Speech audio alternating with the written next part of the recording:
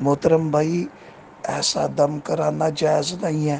جو بندہ مسلمان ہی نہیں ہے اس نے قرآن سے دم کوئی کرنا ہے، اس نے شیاطین سے مدد مانگنی ہے، شیاطین کے ذریعے، وہ جادو کے ذریعے، گندے تعویذات کے ذریعے اور شرک کے ذریعے وہ کوشش کرے گا اور وہ کام کرنے کی، تو بھائی ایسا دین کے اندر بالکل اجازت نہیں ہے۔ نبی کریم صلی اللہ علیہ وسلم نے صحابہ کرام رضوان اللہ علیہ مجمعین سے فرمایا، سب لوگ اپنے اپنے دم مجھ پر پیش کرو۔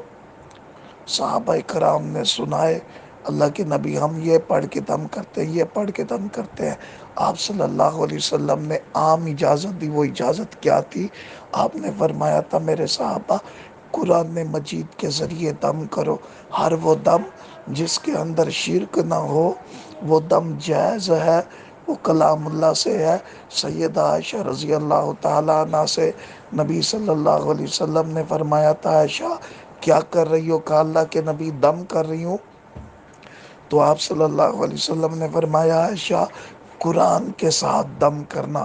تو بھائی دم جو ہے وہ قرآن و حدیث کے ذریعے سے ہے، اللہ کی وحی کے ذریعے سے ہے، شیاطین والے عملوں سے دم نہیں ہے۔ اس لیے ایسا کرنا یہ ناجائز ہے۔ یہاں پر ایک بات وضاحت کے طور پر بھی بیان کرتا جاؤں کہ لوگ کہتے ہیں ہم وہاں جاتے ہیں ہماری بات پوری ہو جاتی ہے۔ مثال کے طور پر کوئی بندہ کسی کافر کے پاس 100 بندے گئے ہیں، 100 میں سے 10 بندوں کی بات بھی پوری ہو جائے، 90 کی نہ ہو، تو 10 بندوں کا ایمان تو برباد ہو جائے گا نا۔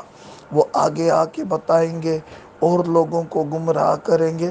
ان 10 لوگوں کی قدرتی طور پر ہونی تھی بات۔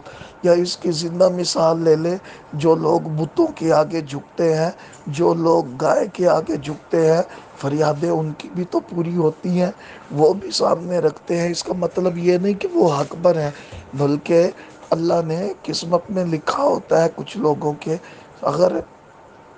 تو یہ اگر کوئی دلیل دیتا ہے تو یہ ان کی دلیل کھوکھلی ہے۔ قرآن و حدیث سے جو مسلمان ہو، کامل عقیدے کا بندہ ہو، توحید و سنت کا پابند ہو، اس سے دم کرایا جا سکتا ہے۔ باقی مشرک سے، کسی بھی کافر سے